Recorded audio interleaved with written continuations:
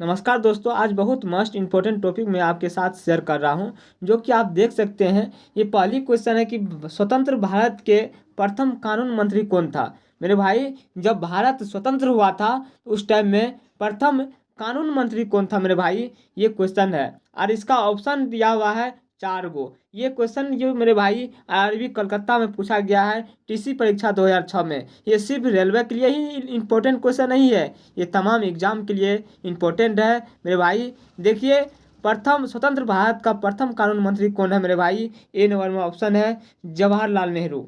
B number में option है वल्लभ भाई पटेल। और सी नंबर में ऑप्शन है मौलाना अब्दुल कलाम आज़ाद। और डी नंबर में ऑप्शन है डॉक्टर भीमराव अम्बेडकर। मेरे भाई, स्वतंत्र भारत का प्रथम कानून मंत्री की मैं बात करूँ तो ये था डॉक्टर भीमराव अम्बेडकर। मेरे भाई, भीमराव अम्बेडकर। दोस्तों, आप नए हैं तो चैनल को सब्सक्राइब कर लीजिएगा और लाइक जरूर कीजिएगा। आइए मैं इससे भी महत्वपूर्ण क्वेश्चन साझा करता हूं। अगली क्वेश्चन, आप वीडियो में सिर्फ बने रहिएगा मेरे भाई, वीडियो में सिर्फ बने रहिएगा, देखते रहिए कितना इंपॉर्टेंट क्वेश्चन बताता हूं। ये भी क्वेश्चन पूछा गया है आरआरबी मुंबई टीए परीक्षा 2006 में।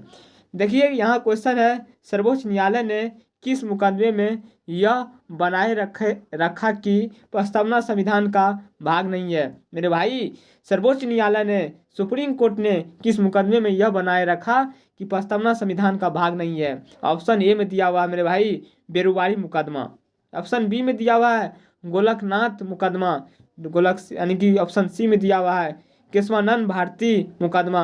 ऑप्शन डी में दिया हुआ है इनमें से कोई नहीं।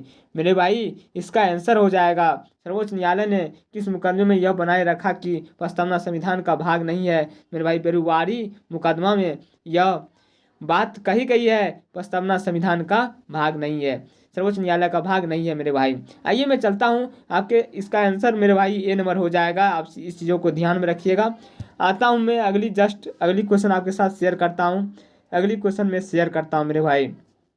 अगली क्वेश्चन क्या है, आप देखिए, गीत जन गण मन को भारत के राष्ट्रीय गान के रूप में किस वर्ष स्वीकृत किया गया था। मेरे भाई, जो गीत था यानी कि जन गण मन भारत के राष्ट्रीय गान के रूप में किस वर्ष स्वीकृत किया गया था मेरे भाई। ये आरआरबी भोपाल में पूछा गया क्वेश्चन 2003 का क्वेश्चन है मेरे भाई, कि गीत जन गण मन भारत के राष्ट्रीय गान के रूप में कब स्वीकृत किया गया। पहली ऑप्शन है मेरे भाई 1947 में स्वीकृत किया गया, या 1949 में स्वीकृत किया गया, या 1950 में स्वीकृत किया गया, या 1951 में स्वीकृत किया गया। मेरे भाई, जनगण मन की स्वीकृत करने की बात करूँ, इसको स्वीकार किया गया 1950 ईस्वी में। ये भी क्वेश्चन बहुत इंपॉर्टेंट है मेरे भाई, इसको याद रखिएगा। वीडियो में आप बने रहिएगा मेरे भाई। देखिए कितना इंपॉर्टेंट क्वेश्चन आपके साथ में साझा कर रहा हूँ। जो क्वेश्चन बार बार एग्जाम में पूछा जाता है वही क्वेश्चन मैं लेकर आया हूँ, कि भारत का अंतिम अंग्रेज वर्षरक कौन था। मेरे भाई, भारत का अंतिम अंग्रेज वर्षरक कौन था मेरे भाई। ये आरआरबी रांची असिस्टेंट डायरेक्टर परीक्षा 2003 में ये क्वेश्चन पूछा गया था मेरे भाई।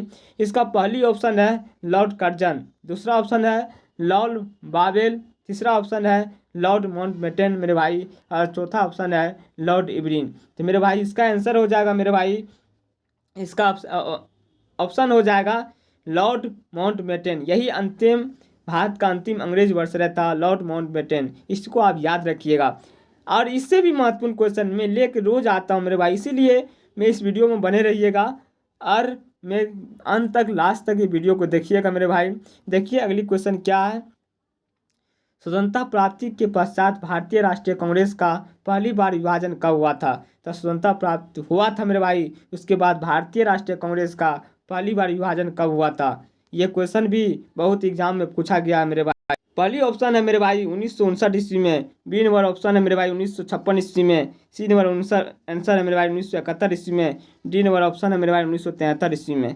मेरे भाई, जब स्वतंत्रता प्राप्ति हुआ था तो भारतीय राष्ट्रीय कांग्रेस का पहली बार विभाजन की बात करूँ तो इसका आंसर हो जाएगा मेरे भाई 1969 ईस्वी। 1969 ईस्वी हो जाएगा मेरे भाई आंसर, 1969 ईस्वी। ए नंबर इसका ऑप्शन हो जाएगा मेरे भाई, आंसर हो जाएगा। और इस चीज़ों को आप याद रखिएगा, जब स्वतंत्र हुआ था भारत तो भारतीय राष्ट्रीय कांग्रेस का पहली बार विभाजन 1969 ईस्वी में हुआ था। वीवीआई क्वेश्चन है, वीवीआई क्वेश्चन है ये, इसको याद रखिएगा। आइए मैं चलता हूँ अगली क्वेश्चन आपके साथ साझा करता हूँ।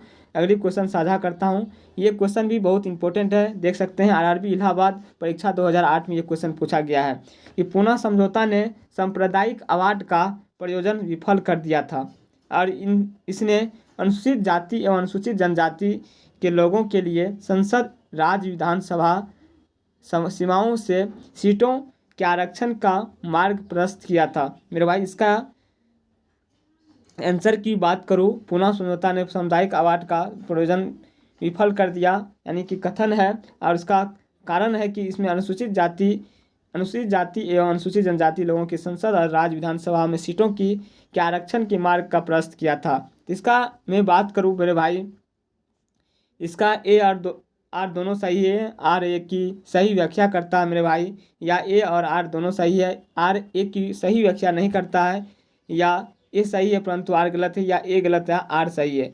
तो इसका आंसर हो जाएगा मेरे भाई ए आर दोनों सही है और आर ए की सही व्याख्या करता है। इस चीज़ को आप ध्यान से पढ़िएगा, ये क्वेश्चन का आंसर यही हो जाएगा। मैं आता हूँ आपके साथ अगली क्वेश्चन शेयर करता हूँ। ये भी क्वेश्चन बहुत इंपॉर्टेंट क्वेश्चन है मेरे भाई, ये भी क्वेश्चन बहुत इंपॉर्टेंट। तो इस question Mumbai RRB Mumbai IAM परीक्षा 2006 में ये क्वेश्चन पूछा गया था मेरे भाई। क्वेश्चन है किसका सबसे अधिक प्रभाव भारतीय संविधान के आपातकालीन उपबंध पर ऊपर है, यानी कि सबसे ज़्यादा आपातकालीन उपबंध के ऊपर है सबसे अधिक प्रभाव।